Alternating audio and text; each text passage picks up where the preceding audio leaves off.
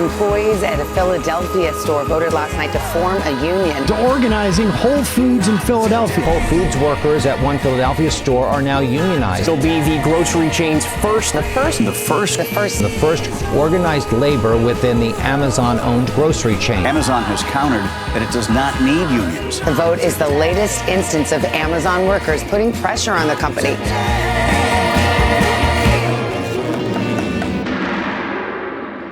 Workers of the world unite. I'm Paul. I'm a member of phillydsa, the Philadelphia chapter of the Democratic Socialists of America. At a time when billionaires are openly taking control of our government and rolling back workers' rights and civil liberties, we're speaking with those Whole Foods workers about how workers in all industries can stand up and fight back against the billionaire agenda. I worked there for about 3 going on 4 years, and over the time I worked there, the quality has gotten worse. The workload has gotten more. You're squeezing the most out of people, getting the least amount back. Amazon is really known for that tactics. I worked at other Amazon warehouses before, and they came on Whole Foods and started doing the same things they've been doing at the other Amazon warehouses, putting a lot of workload on people and not paying people enough. It has the grocery store vibe, but then it also has the Amazon, the metrics, the making sure you go faster. People need to be able to afford to live in an expensive city. They should be able to at least be able, have a good vacation or two in the year. You shouldn't have to be so stressed out with keeping up with your bills that you can't even take a break for yourself. I think that is largely the experience of the American worker. We're expected to act like machines. If we have any human problems, it's more worth it for them to get rid of us than to keep us around. I think it takes a certain philosophy, like a kind of anti-human philosophy, I'd say, to really be squeezing profits out at every possible corner. It's pretty simple. It's exploitation. That's really the only explanation for it. They search for profits wherever they can find it, and they cut corners and do whatever they need. They will also do illegal things if they can get away with it. We deserve everything that we ask for. They deserve whatever they lost and more. We deserve to be treated and paid right. We deserve to be able to house ourselves and feed ourselves and our children. Better pay, better benefits, better hours, better staffing. When we make all this money for these companies, and they flaunt about making billions of dollars on these Whole Foods and Amazon companies, and you got people that got to work 2-3 jobs that can't get paid right. We deserve to get paid right and treated right. You got people, you can get fired at will. You can be treated a certain way. They can put more workloads on you. They can change your work environment and your job just because they can. These people have too much power. The establishment's interests are the complete opposite of the average American's interests. Their goal is to increase their wealth. They already have a lot of it. The only way to get more is to exploit and take advantage. I think Jeff Bezos probably makes at least 1 billion times more than me, probably 100 billion times more than me. And I'll let people smarter than me decide how much more he deserves than me, but pretty confident he's not working 100 billion times harder than me. There's no way that one person can provide labor that's worth $210 billion. The only way to do that is to take advantage of the labor of the masses. I don't know exactly how much he should make, but it shouldn't be to the point where his workers are barely making ends meet and he's talking about going to Mars, a spaceship. I don't think he should be making that much more. I guess maybe, he may need some scalp treatments for his hair or something like that, but, he should get what he needs. I'll say that much. The founder of Whole Foods, John Mackey, he likes to talk about the origin story of the company. In Whole Foods' early days, when they only had one store, it experienced a flood that destroyed the store and bankrupted it. And the community and team members came together and they worked with no pay to fix up and clean up the store. And without these workers and community members, Whole Foods wouldn't exist. So people deserve to be compensated for keeping the company alive. My dad is union, my mom's union, my partner's union. Everybody I know and I love is in a union. And it's no coincidence that those people also have great benefits, get paid great, have great retirement options. There's a saying that goes, united we bargain, divided we beg. Americans aren't really experiencing the prosperity that we see in numbers. And that's because the economy is thriving on our backs instead of in our favor.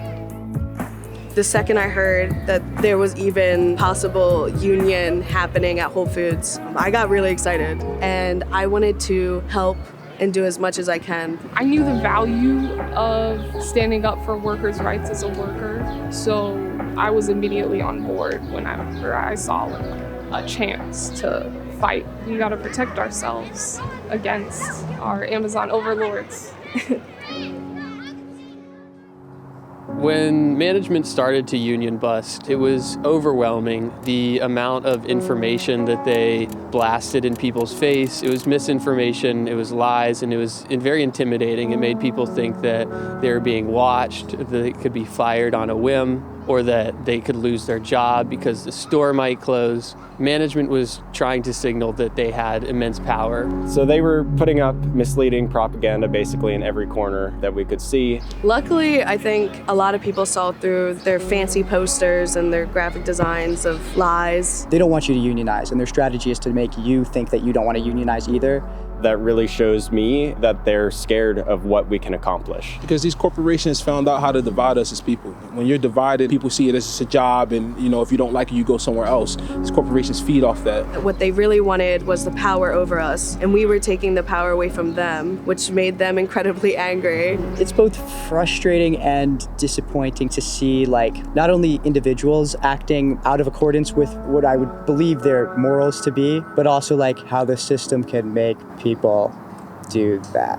The only way that we were able to overcome that is by having really incredible organizers and large organizing committee that had real connections and the trust of their coworkers and just maintained that conversation.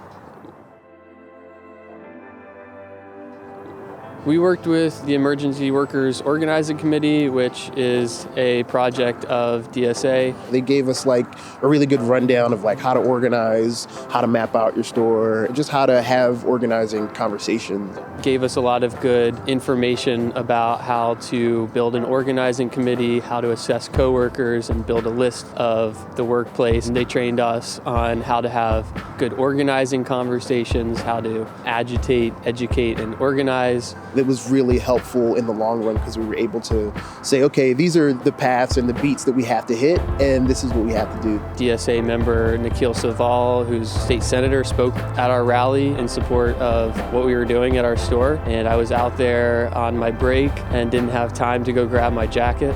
He lent me his coat because it was so cold. You demonstrate through your actions and your ability to be dependable. People will understand that you have their back. You meet really good people at Whole Foods. You make friends. I met one of my best friends at Whole Foods. Primarily what I'd say I'd like about my job is interacting with my coworkers. Definitely. I like socializing with my coworkers. I think there's really great people at Whole Foods. It's about a lot of trust. You spend 40 hours a week with people. You develop these relationships over years. We built strong trust with our coworkers. It was deeper than just working. We knew about each other's personal lives. We knew about each other outside of work. We hanging out with outside of work. You're going to need a lot of trust from these corporations because they're going to throw a lot of things at you, and we still won. We trusted each other. Trust is going to be the foundation. Trust is going to be what you need if you plan on doing this. Y'all got to trust each other.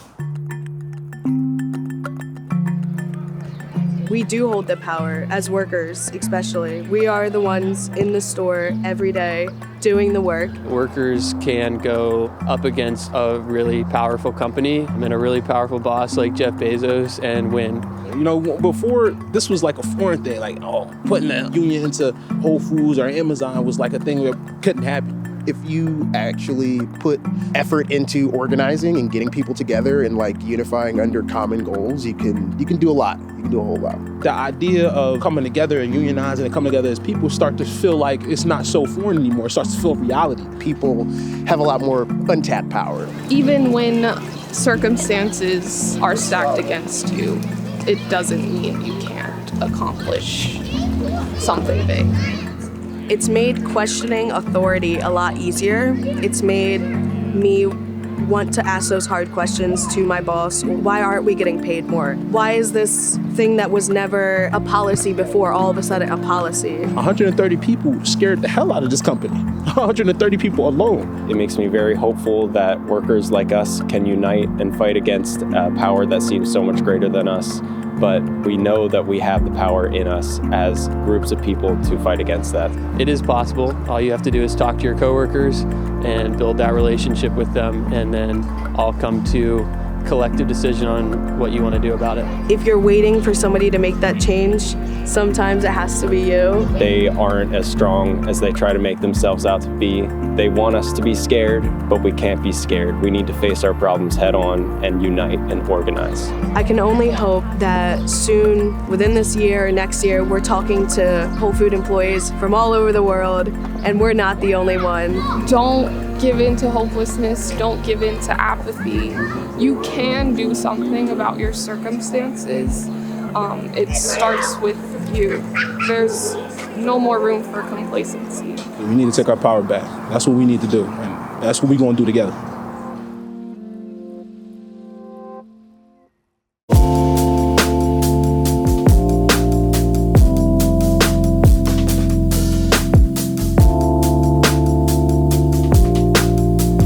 Philly DSA stands unequivocally with workers fighting for dignity in the workplace, and we are proud to have supported this union drive of Whole Foods workers. For us, politics means a lot more than the opinions that you hold in your head or who you vote for every 4 years. Politics is about how you want to see the world around you changed and what you're willing to do to change it.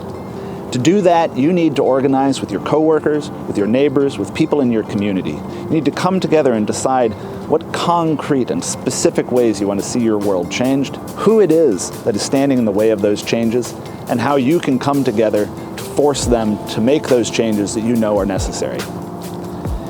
If you want to put your politics into action and join a movement that puts workers' interests in the driver's seat, join the Democratic Socialists of America.